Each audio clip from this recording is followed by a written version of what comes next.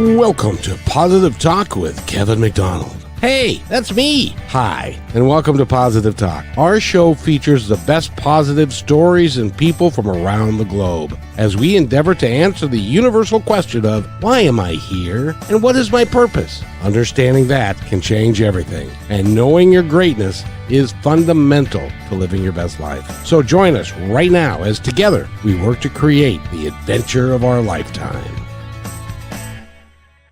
And welcome to the show, everybody. My name is Kevin McDonald. I'm one of your hosts, and we've got a bunch of folks in the room today. And I got to tell you, we are in the midst of a grand adventure, and we're going to be talking with Darcey, who is leading us in the charge today of choosing who you really are and choosing yourself. But first, I have to introduce my friends that are going to help me today. John Verico, how are you, my friend? I'm doing great, and if I were any better, I would have to be twins to enjoy it. And there you go. And Rochelle, you could be a twin if you wanted to be. Never mind. I don't even know why I said that. That would be dangerous. Certainly not my twin. Certainly. That's correct. And we are all three of us here to gang up on Darcey because she is so special. And Darcey, how are you doing today? And first of all, let me mention your website, which is DarceyKesnerHawkins.com. And if you want to go there, you can follow along with us as we talk about all the things that she does and how she came to be here on the show today. That's got to be a story in and of itself, I would think. So, Darcey, welcome to the show. How are you? Thank you so much for having me here. I love your energy. It makes me smile on the inside. How's that possible? I'm doing better now that I'm here. So. Oh, I'm so glad because perfect. We enjoy, and the interesting thing is, I met these people, and in the course of time in my world, they just kind of showed up. And when people kind of show up in your world and you say yes to them and stuff, that really can make a difference in people's lives. And that's one of the things that you are really excited about and based on, isn't it? Yes, it is. Yes. Everything happens for a reason. Things are aligned the way they're supposed to be. And we either accept it or we're the recipient of a spiritual 2x4, in my opinion. But a spiritual 2x4. I knew that would get you. Is that like a whack in the side of the head? Is that what that is? Well, it's a whack. It just depends on where you receive it. But yes. Well, the interesting thing is that the universe, once you open up to the universe, it doesn't just stop. So if it says, okay, you don't want to do this, well, try, how about this and stuff, because it wants for you what you want for you. And sometimes we don't even know what it is that we want. Would that be true? Absolutely. Absolutely. And once we open up, once you know, you can't unknow. And as we know, the universe knows too. And then you're on the road. You're on the roller coaster sometimes. Sometimes we take it slow. Sometimes it's like whew, up and down. So. Well, and we're all in the process of doing that at one point or another, because, I've gone through what I like to call my bad country music song period. And I think everybody does at one point in time, but it's all designed for the greater good of you, right? Agreed. And you don't we may not see it at the time. When you're. I was just gonna. We're saying the same thing. You don't see it when you're in the middle of it, right? Mm-hmm. So tell me, Darcey, how can people see it when they're in the middle of the darkness? How do they find that light? Instead of running away from it, running away from the darkness, is to sit with it and pull off layers of it to understand why it's there. Why is it applicable? How do we glean the lessons from it and tuck that into our healing basket and then continue on? It's feel your feels until you're complete, but you have to do it continuously to know when you're complete. Yeah. And just by the way, and I'll just as an aside, Samantha Crocker has, and she said, laugh out loud, I used to use a 2x4 example too, and it's a good one. How can I be on this podcast / radio show? Rochelle, tell her how that can happen. Oh, she's on it now. Obviously, we just read. You got it. You got it. She wants to be on. Yeah. If you would like to go to positivetalkradio.net and you can fill out the Be Heard and register to do a 15-minute link, or if you'd like, then you can comment your email and I personally will email you. Now that is personal service. Congratulations. That's what we're all about. We get personal, Kevin. Well, and so the idea here, Darcey, is for us to help people understand that. And tell me what part that you disagree with this. That everybody's great already. We were born great, but we spend a lot of time in our lives listening to people who tell us, "You ain't so great," and we take those things to heart rather than working our way through it. But then there's a point in time when we say, stop it, I am too. But how do you get to that point? Does that make sense? Oh, it makes a lot of sense. And people tell us that we're not so great because they're feeling insecure when we're stepping out doing our own thing. And so then they have to turn the light on themselves, or they turn the light on themselves and go, well, I'm not doing what Jane Doe is doing, so therefore I need to pull Jane Doe back to my level so that I don't feel insecure or threatened. We are conditioned from birth to listen to other people share their wisdom or their thoughts without questioning where they're coming from and what stage of their healing journey are they at. Are they in the middle of their own trauma, and therefore misery loves company, instead of encouraging other people to strive for their best selves. And so we go through a lot of our lives, for those of us who are baby boomers of that age level, combating that when I like people as young as baby boomer. I like you said baby boomers, not old people. I'm not old. No, Kevin keeps referring to, and I'm just going to just have this little aside. Kevin's constantly referring to the Baby Boomers Network as the old people network when he's telling people what networks we're on. And I'm like, it's not the old people network. We are on babyboomer.org, and in addition to several, a bunch of others, but I keep forgetting about baby boomers because anyway, but no, that's go ahead, continue. I didn't mean to interrupt, but I had to just. I know. I think I lost my thought. I'm engaged with y'all. Going back to Rochelle.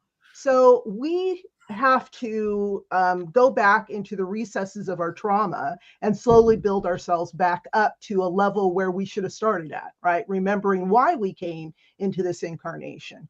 Rochelle and her age group can heal more in real time than we ever could. And so that's part of my mission, is to help people recover from trauma more in real time, like Rochelle's age group, instead of burying it, do whatever we do, ignoring that it existed. And I ignored mine for 50 years, for half a century. So that's all right. You can say frickin'. I'm okay with frickin', yeah. Okay. And so that's where I come from, is to help people recognize those voices that were telling you no, no, no, and restricting you were none of our business, and that we are a catalyst for change for them. They just don't recognize it. And isn't it true that some people, because of the history that they've had, they want to hold you down, and because they don't want you to rise above what they're doing, and so sometimes they'll hold you down and say you're just not all that good, or whatever, or they'll correct you, or you did this good, but you could have done this better, and stuff, which ends up being all you hear is you could have done this better. Yeah, 100%. And you know what's interesting, Kevin? You mentioned this is that I bet not everybody does it intentionally or with malice. No. Sometimes they don't even realize they're doing it. It's because that's the way that they had experienced life. And so we find ourselves repeating a behavior, that we've experienced. And so we forget that we can choose those behaviors that we want to emulate. Mm-hmm. That is very true. And it makes it really, really hard. Now, Darcey, in the work that you do, how do you help people get through it? I have a variety of programs. The one that is running well right now is group healing. And there's 4 pathways to it. And the first one is coming together as a group or a cohort and speaking your truth to other people who are going to support you. Wait until you're finished speaking, not interrupting, and and it's all non-judgmental, and then sharing their experience at success in something similar to what the person who is giving the information has experienced. And so we start off with that pathway first, and then we move through the 4 Noble Truths to embody ultimately Buddha's Eightfold Path in everything that we do. But it's turned around where instead of Buddha sharing to the monks on how they're supposed to support the masses, we start with ourselves first. How do we have right speech for us? What is our internal talk? What is right view for us? Are we on the game table, or are we still the host handing out chips and drinks to everybody who gets to play because that's what we were taught? And again, this is baby boomer era behaviors. And so it's going from that stage of being comfortable in sharing, and you grow with this group over a year. And so they challenge you with that information over time, and very gently and very lovingly. You said the 4 Noble Truths. Is that Yeah. right? It sounds like something Lancelot would say, Sir Lancelot or something.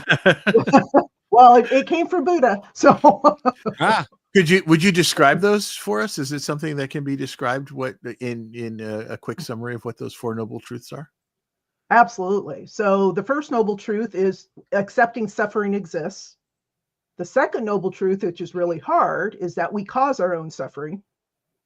The third Noble Truth is we can stop our suffering by taking away the attachments that we have to unrealistic expectations. And the fourth Noble Truth is the Eightfold Path. The what? And in that Eightfold Path. Eightfold Okay. Path. Go ahead, Michelle. I was just going to ask, in those 4 Noble Truths, where do you see that people struggle the most with realizing one of the 4 of those? That they cause their own suffering. Hmm. They don't want to accept it, but when they sit with it and they understand, then they can see it, and then they can make changes within their lives. It's so easy to put the blame on somebody else, isn't it? I mean, it seems it's more comfortable to do that if you don't want to take responsibility for it yourself. You're like, oh, it's their fault. The man is keeping me down, or whoever. It's always the they, and is a realization that when you put the blame on someone else, you're giving somebody else power over you by giving them responsibility for what happens to you. Yeah, well, and I think that's so powerful. Sorry, Michelle. Go ahead. No, you're good. Go ahead, Darcey. So if we look at it, it's so much easier to say, my parents made me this way, right? Well, they made us this way to a certain age, and then we chose to continue on with the behavior. Or it's because of this circumstance and this person. In my case, I was sexually assaulted when I was young. And if I and I did sit with it for a very long time, that this person did something to me. And in fact, I just ignored it ever existed, but it existed within me, not necessarily where I allowed it outside in my head. But because I didn't address it, I became less than when I was that 10-year-old child. I was a tomboy, and I was out to kill the population of frogs, which was very bad. Yes. I recognize that. But I was an outdoorsy girl. And then I never left the house. So, because I was afraid. And because I never left the house, then my whole life changed until I reached about 50 and said, what am I doing? Not in that kind of awareness, but the universe brought things to my attention that slowly came to, what am I doing? And so I made those choices to hide. I thought I was, and it was survival. I was absolutely in survival mode. And it worked for that period of time, but it didn't have to work for the next 40 years. But I didn't know I was there. And so how do we educate people of, how are you in the behaviors you birth from trauma, and how do you get out of it? Let me help you. Yeah. And I all gotta of say, us. we have to... Go ahead, Darcy. Oh, no, I'm done. Okay. I was just gonna say, we do have to take a short break here in a moment, but I do have to say I love how what you're doing is bringing people together to provide understanding and support. And um, one thing that Kevin's worked with me is being gracious with myself, because when you do realize that you have full control, and you start looking at yourself, you have to give yourself grace as well, because you were hurting. So there was something that you were doing in the way you were projecting yourself. And just because you choose not to be that person anymore doesn't mean you have to not love who that person was. I think there's a lot of healing in that. And I love that you provide that, just the support of knowing this is who you are or were, and this is who you can be or truly are. And you don't have to, because when I realized that, I shut down in a box. I didn't want to talk to anybody. I didn't want to do anything because I became so hyper aware. And it is so important to love yourself in that process, or communicate with others as you have people do, to know that it's okay to feel that way because you're not alone. I thought I was completely alone. So thank you for doing the work you do. I couldn't imagine how rewarding it is for you and those people to live differently. Yeah. Darcey, how do you help people to understand or have that realization that they can be different? Because that's where we kind of lock ourselves down into where we think we are, because of what we've been told and forced to believe about ourselves. How do you help them to see that there is potential to move beyond? It's a gentle process. And usually by sharing in these types of forums where I'm a speaker or on a podcast, or sharing a talk at church, it's putting the idea out there, planting that seed.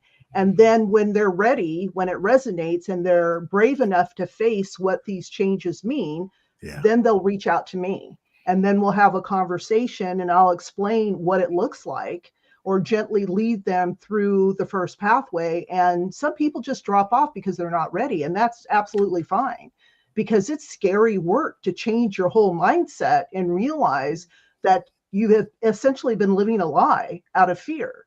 And that's hard to take, but then it's wrapped in the realization you didn't know any better. You made the best choice you could with the resources that you had, and not to beat yourself up about it because it's fruitless. It's a waste of energy and time. And so there's that understanding and gently helping them. And then once we get into it, they're raring to go. I have a cohort, I call them cohorts, that are getting ready to graduate towards the beginning of December, and they're ready to fly the nest.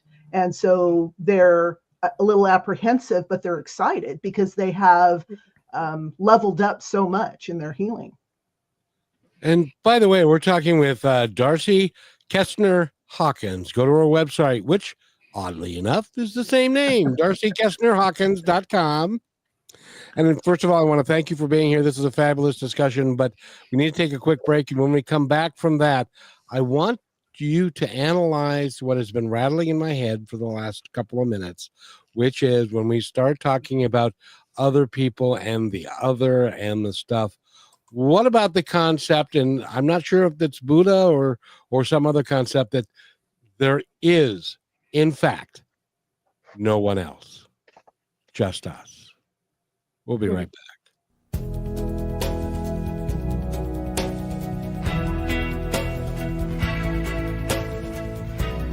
They have your eyes. They have your ears. They have your smile. Now all they need is a little more of your time. Make a difference in your child's life, because anyone can be a father. It takes time to be a dad.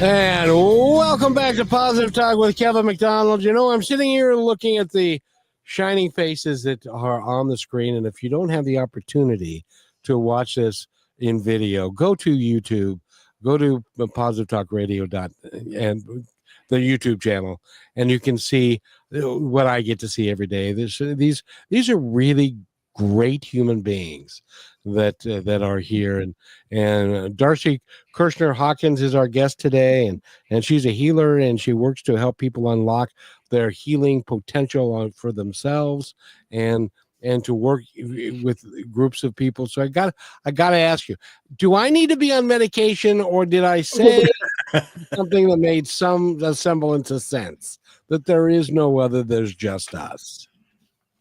I need a little more background on what do you mean there's just us? It means that we are in total control of only us. We can't do anything about anyone else that's walking the planet or with the things that they do, but we can control with our heart and with our head everything that is involved with us. So if somebody's mean to you, that doesn't mean that you're not good, or if somebody ignores you, that you're not worthy.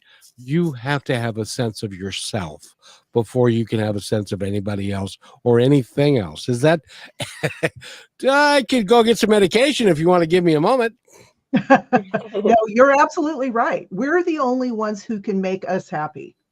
And we choose, and we get to choose every morning. We get that privilege of being happy, being joyous, or not. And when we do, this is the attachments that we're talking about when I share about Buddha's Four Noble Truths, is that these attachments to unrealistic expectations of my spouse is going to make me happy. Well, your spouse wasn't put here to make you happy, or your partner, whoever it is, right? We make ourselves happy, and we have to own our behavior and our choices. And if I know that painting makes me happy and I never paint, that's on me. So absolutely. And nobody can say to you cannot paint, or you cannot do what you can't go in the yard and put up 12 skeletons, and because it's Valentine's Day.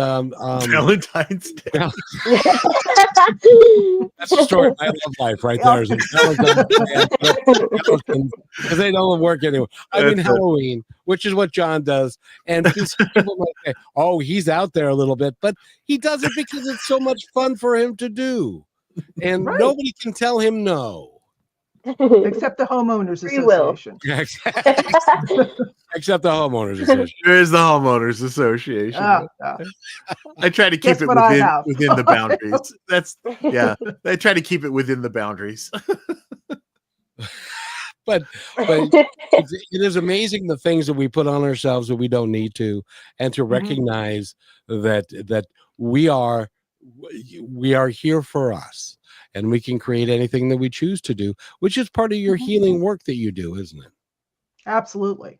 Absolutely. And it's when we share, if we're called to share something, our attachment to that stops at the words coming out of our mouth. How it's received is none of our business.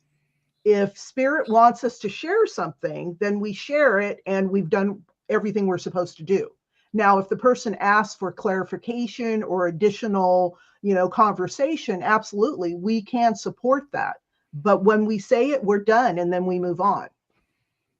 People get attached to, well, you didn't take my advice. I told you not to do that. Well, it's not we shouldn't be telling people to do anything. We suggest, I'm curious if this is something that you thought of, because the power lays in the person, not within us to tell someone what to do.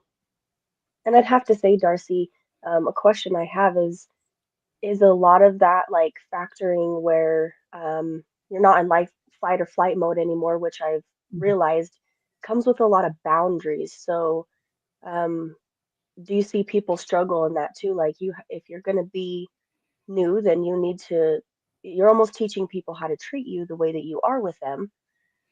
So how do you help people set boundaries and guidelines in their life to not end up in those situations again or be run over completely or self-sophisticated too much?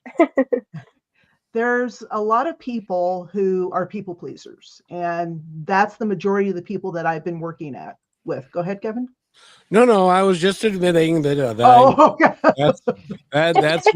that's me. Recovering people pleaser. Yes. Yeah. Forever that identified that way. And I don't even know if I'm in the recovering category yet. But if you're open to this conversation, which is divinely aligned, you are recovering. This is just the way that the universe aligns things.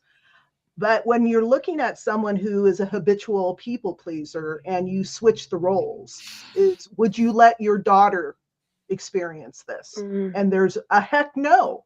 And then I said, why aren't you treating yourself that way? Because we should love ourselves more than we love anybody else on the planet. That includes our children, our grandchildren, which is like blasphemy or sacrosanct to people. It's like, no, I should love my children. If we don't love ourselves, then we don't take care of ourselves the way we're supposed to. And how do we share our wisdom if we're not whole?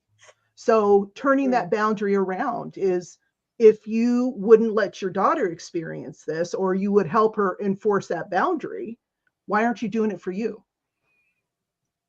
That's and amazing. that brings That's that a very good point. aha. Yeah. Yes. And I'd have to just shout out Michael David for your comment. He says, great talk. We are responsible for self. And I'm glad that there's people that still have to learn it, but once you do learn it, Mhm.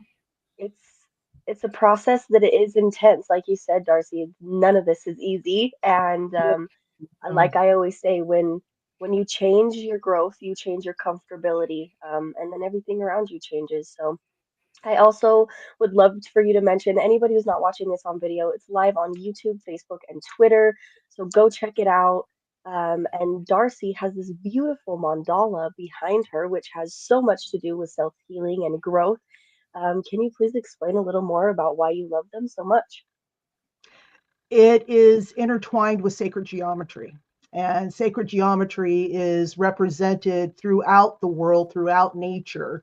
And we're just, inches from it or centimeters from it. And we forget that it's there. There's divine planning in everything that's around us. And to have that represented around me helps me be more connected to source. So this is why I love mandalas.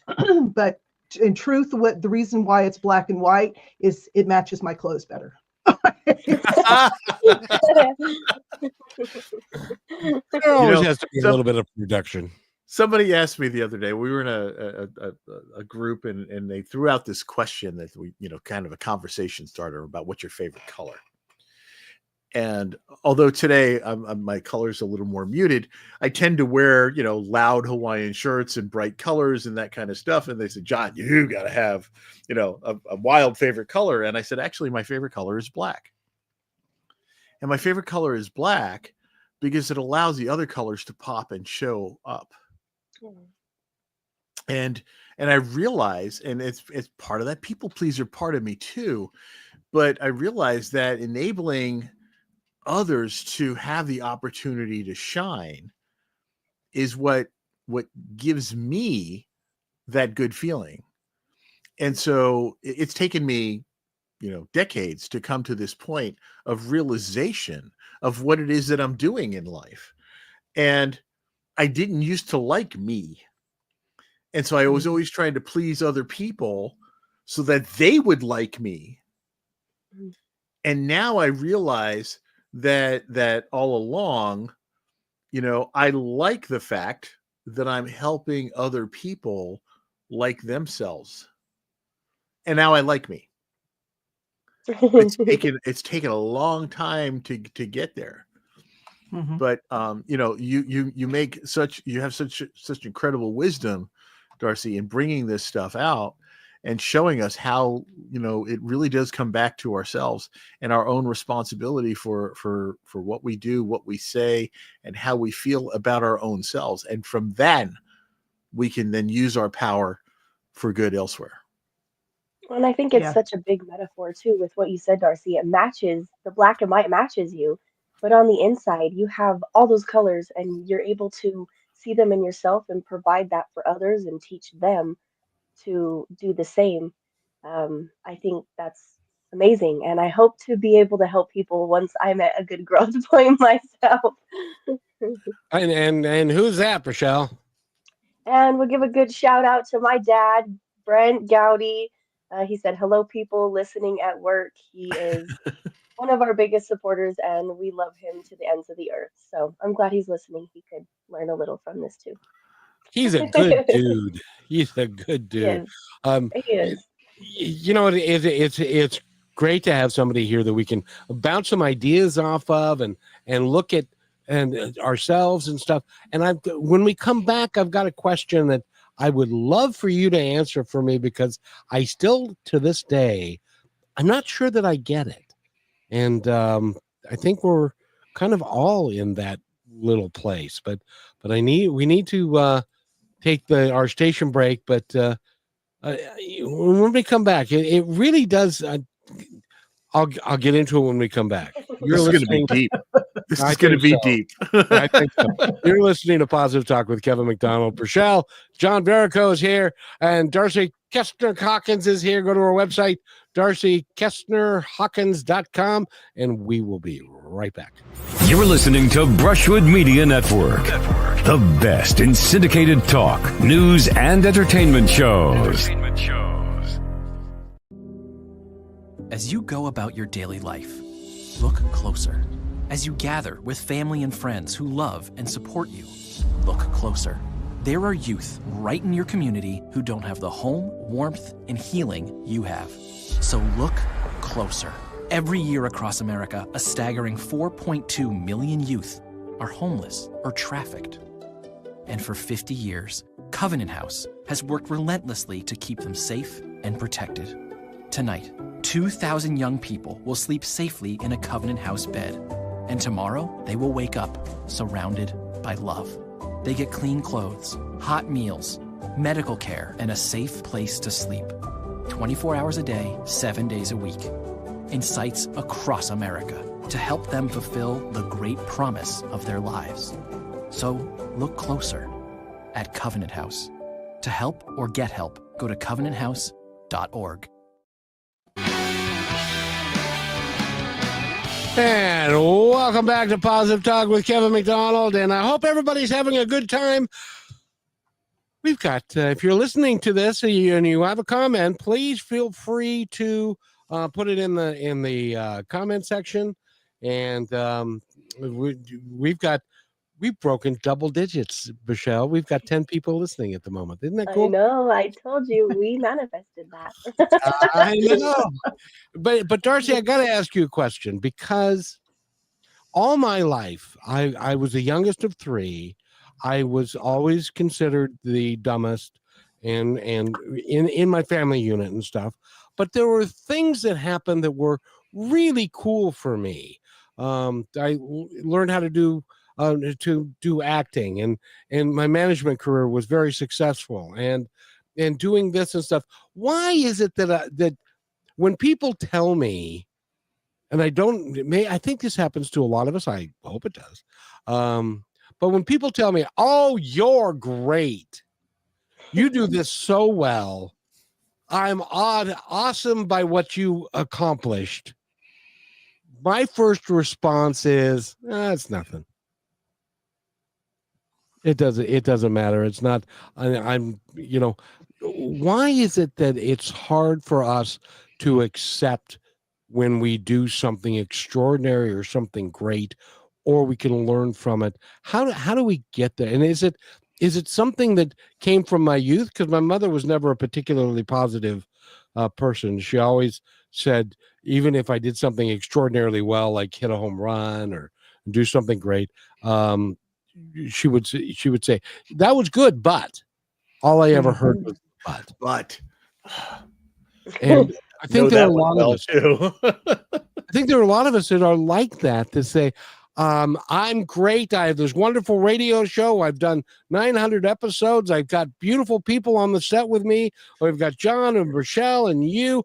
But that's what I hear. Why is that, and how do I get rid of it? It's part of our upbringing. So in the generation that raised us, it was conceited, it was vanity to look at your blessings and talk about it. When I say blessings, your skill set, what you're good at, because you're bragging, and other people, you don't brag in polite society. And so instead of saying good job and leaving it at that, people go to bring us down to be humble when there's other ways to teach us to be humble.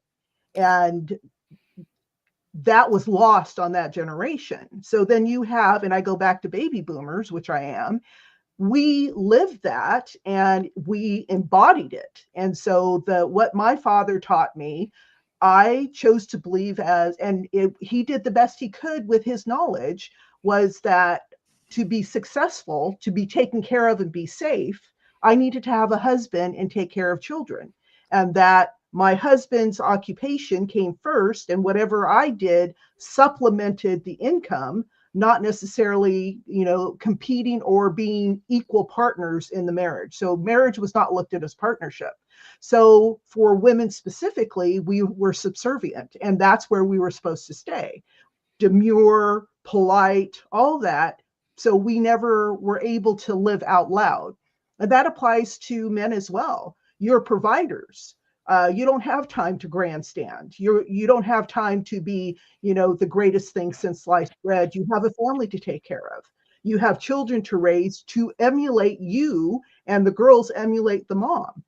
And then, of course, divorce happened and we moved into the 70s, and then it's women's lib. So we're raised with that concept, that belief. If we own how good we are at certain things, because we're not good at everything, but we are good at something. We have to be, or we wouldn't be here, because we have, and these are gifts from Creator, from the universe, that we're gifted because we're supposed to use them. But if we don't acknowledge they exist, then we don't use them, and then things happen within the world. So that's why. The old societal beliefs. That's what Catherine has to say. And Catherine Pulcinelli, yeah. And that is so true, because it is, I tell you, it's insidious. It really is, because you end up making decisions that are not in your best interest or the best interest of those people that are working with you and want to see you succeed, because you don't think it's possible. It's hard to let go. And this sometimes is where the 2x4 comes in. Spirit says, you're supposed to do it. Why didn't you do it? Bam. Okay, I'm going to have time to ponder, because you just gave me COVID for the third time. And so now I'm going to reflect on it, because I have nothing else to do except puke my guts out, So it's reflecting on that and reframing our thought processes. And it takes a lot for us baby boomers, those of us who are aging up. Well, and Darcey, I love how you said, you mentioned about being like a tomboy type of girl. My mom raised me to not need anybody, especially a man. She's a mechanic and she does the hunting and all these things. And she never let me make excuses for anything. And I love how you mentioned that. But I have to ask you, what was your biggest struggle with being that in your generation? Because for me, it's been extremely a blessing, but I've also had to learn to be gentle. But where did you see yourself struggle the most, where it was like you had your parents putting out this image of what you were supposed to be, and then who you really were and what was on the inside? How did you learn to kind of balance those things and find understanding in yourself?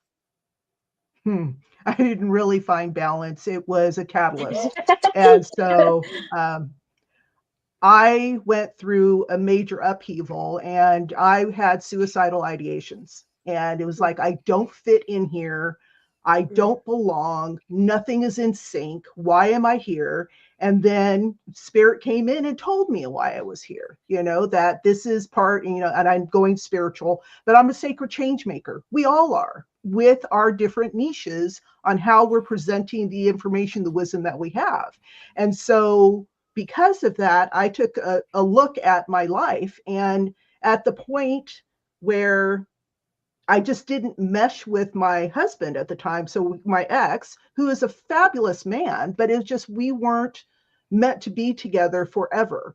And so I asked for a divorce and started on that trajectory of change, which was really scary for someone who was raised to be a dependent woman. And now I'm going to be an independent woman. I'm going, what does that mean?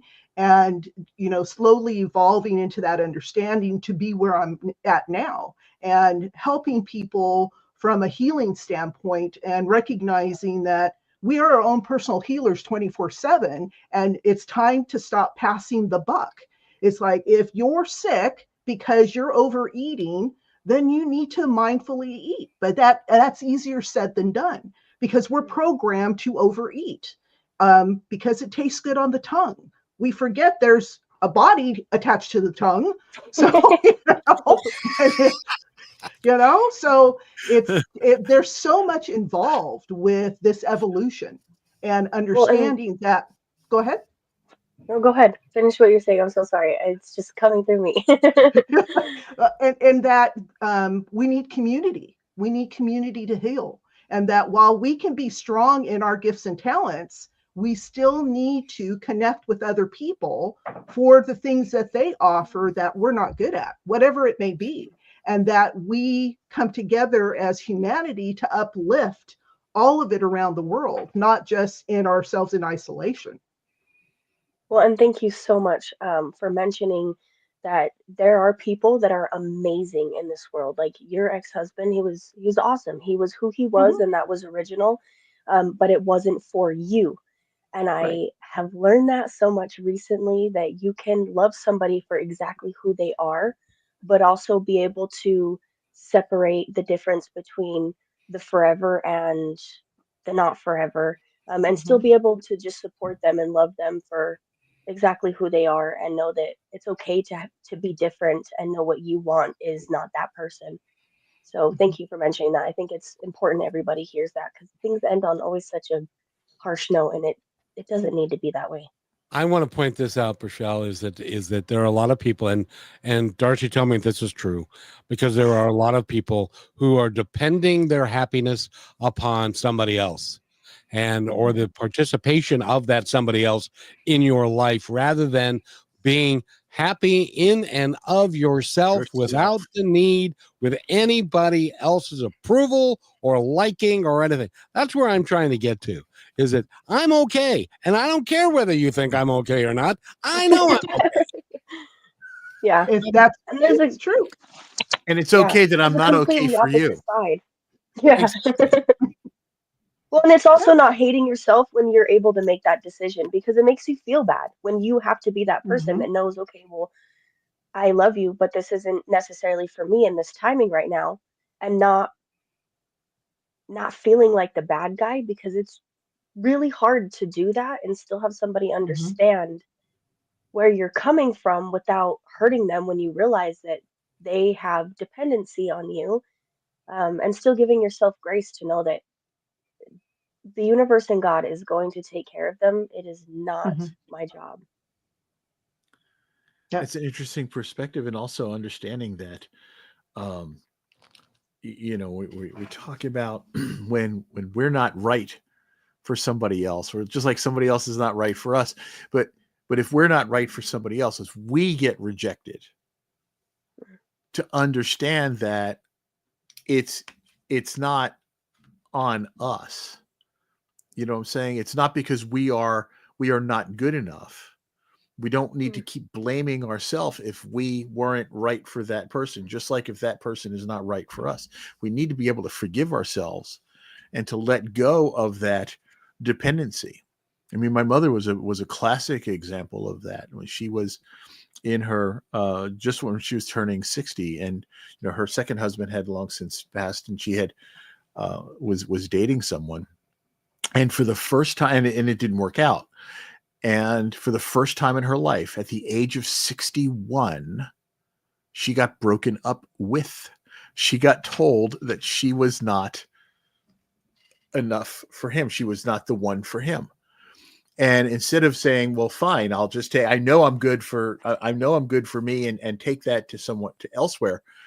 She took it like a 14-year-old. And, so, here she was 61 and, I can say this now, but yeah, she's the one who keyed your Corvette. But, in case you're listening out there, yeah, mom's the one who did that, in case you were wondering after all these years later. But she really was hard on herself because she didn't meet someone else's expectation. And that's the most terrible thing that we can do, is to beat ourselves up for not meeting somebody else's expectation. We need to, and Darcey, you've been saying this, and we've all been talking about this, you need to learn to love yourself for who you are and what you bring to the world. Well, and then it opens up so much possibility to meet someone who is for you. Do you ever see that happen, Darcey? Which she ultimately did. Yeah. Oh, well, that's good. Go, Mom. When we love ourselves more than anybody else, when we do get rejected, it's still going to knock us a step back, but it's not going to necessarily knock us down. And so then we can come back in a calm state and examine it. What I call a Zen meditation is like, why did this happen to me? And you pull off a layer of that onion and say, okay, so I'm feeling this because I have not resolved yada, yada, yada. And then you pull off that next layer and you come to the fact that you realize you are worthy just because you were born. And there's no need to feel this rejection by one individual, and yes, you gave your heart to them, but most of your heart should have been reserved for yourself, for loving you as much as you should. And that you come together as a complementary relationship, not the be all end all savior. And that's unfortunately what I did to my ex-husband. I was so dependent on him because he was the one who was supposed to take care of me. And that was a lot of pressure I put on him. Poor guy, and so I feel bad. I was responsible for that and I shouldn't have done it. And then as we grew up together, I realized what was my responsibility and started becoming more independent, which was more love for myself. So it's a necessary component to truly love ourselves before we go on. And I would like to we need to take a break, but when we come back from this break, I'd love for you to answer for me a personal question, which is, when you are facing that personal rejection of who you think you are versus who they think you are. So the next thing out of your mind is, well, you know what? Screw them on the horse they rode in on. I'm never going to do that to anybody or with anybody ever again. How do you get through that and over that? We'll be right back. Last week, Brandon met a girl on a dating app. One day after work, he finally found the courage to ask her out. No answer. He started to panic. Was he being too pushy? Maybe it was too... Hey, sorry I didn't respond. I was driving. I would love to go on a date. How does tonight sound? Brandon tried to play it cool, but inside he knew. A girl so smart, so responsible. She must be a keeper.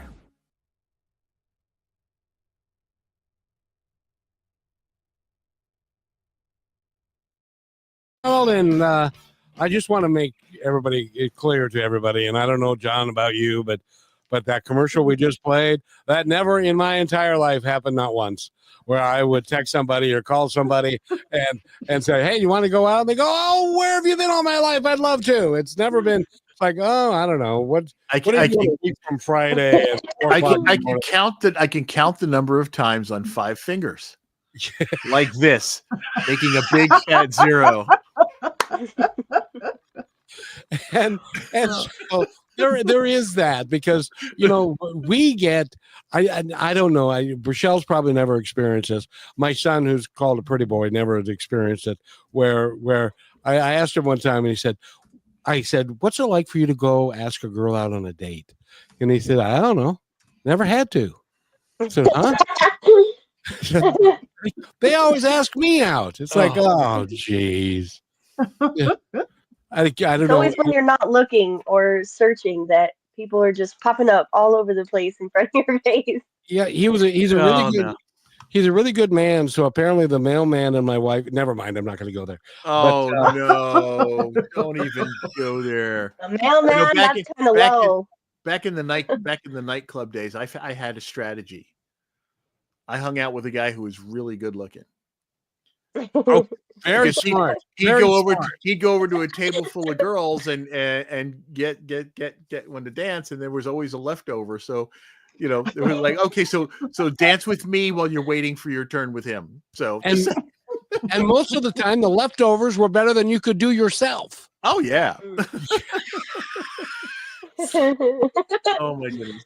So anyway, Darcey, how do you rise above that and get through it without wanting to throw the entire half of the population under the bus? It's a process, and it's you. I'm a firm believer of feel your feels, because you're feeling it for a reason. There's something unhealed within you that you have to take a look at, and that's the first thing that pops into my mind. Well, they pop in at the same time. One is pure irritation of going, well, you, as my mother used to say, you can kiss my wild Hawaiian ass. Sorry. It's okay, Darcey. You can say those words. We use the George Carlin rule here, so only the 7 words we do. Yeah. Okay. I don't need to know what they are. You could have said we're not going to as well. So you know, you're of the proper generation to know the George Carlin rule. The 7 words you can't say on TV. You can't say on TV. Yep. Yeah. So it's feel those feels of that irritation. And there's also the realization that there's something within me that I need to heal, that up until then I wasn't ready. And so I believe, I experience that we heal in layers up, and we level up in our healing. And so the same issue, I heal to the point where I have enough capability to process what that is. And so if it's, I'm getting angry, I feel those emotions until I'm done, and however that looks like, but I only share it with me. Then it's looking at, okay, again, Zen meditation. Why did this bother me so much? Because this had nothing to do with the person. It's all about me. And so then start peeling off those layers. Why does it bother me? And then get down to the root of it to be able to heal it. And now it's healed. And I put that into my healing basket and move on until there comes a next time, because there will be a next time, because we're never fully done healing. Yeah. But every time we go through that cycle of dealing with change in our life, and we go through the grief process that encounters, but every time we get to that point of acceptance, that makes us more resilient. And each time we become more resilient, we become better able to handle the next time we have change in our life. And then, ultimately, I mean, it never gets to a point where it just like blows off, but at the same time, it does help us to become more resilient throughout the whole process. Thank you so much, Darcey. You've been a ray of light in today, and so we're so glad to have had you on the show today. And by the way, you've been one of the more popular people that we've had on the show. So I don't know if you're responsible for that, but thank you for that. And before we go, I'd love for you to take a moment and tell our audience anything you'd like them to know. That, as I said earlier, you are your own personal healer 24/7. So what actions are you taking? It could be a pause before you get out of bed in the morning to appreciate that your eyes opened again, if you want to be that literal, or appreciate that you're here, and what wisdom are you going to share? So going back to John's last comment, was we become more resilient, and when we do, we share it by role modeling, embodying it, reaching down to the younger generations to help them up so they don't have to take as long as we did to heal. So in Brachelle's case, whatever wisdom that I can pass on for her generation, that she can embody this in real time, because ultimately the more people we have healed, better off the world is going to be. And Brachelle, just real quick, 30 seconds. Anything you'd like to add and speak to Darcey? I just want to say thank you. Thank you for the knowledge you've given our listeners. Thank you for the conversation that we have had. We all learn something new every time we do a show. And thank you for the people you're helping because at my age, I always thought maybe, this isn't so hard. And it is kind of humbling because I have the now. And so to be able to teach people that are way ahead of me how to retrace and retrack, it gives me hope to be able to help my generation as well to move forward and be the best of them. You're already helping them. Okay, well, thank you. Thank you. I needed that. And we need to go, but I just want to let everybody know that we've got another show coming up on the same YouTube channel right after this show ends. So click over to that one. And Darcey, again, thank you so much. I'm going to make you, well, I can't make you do anything, but I'm going to ask you politely. Will you come back? Yes, I would love it. I would love to come back. This was a great show. John, Rochelle, Darcey. This was awesome. Thank you so much. Thank you all. Thank you. Thanks for listening to this episode of Positive Talk with Kevin McDonald. Our purpose is to provide everyone with a positive, entertaining, and educational experience. I would love your feedback and comments about the show, including possible topics and great guest suggestions. Please email me at kevin@kmmedia.pro. And remember, be kind to one another because each other's all we've got. That's Kevin at kmmedia.pro.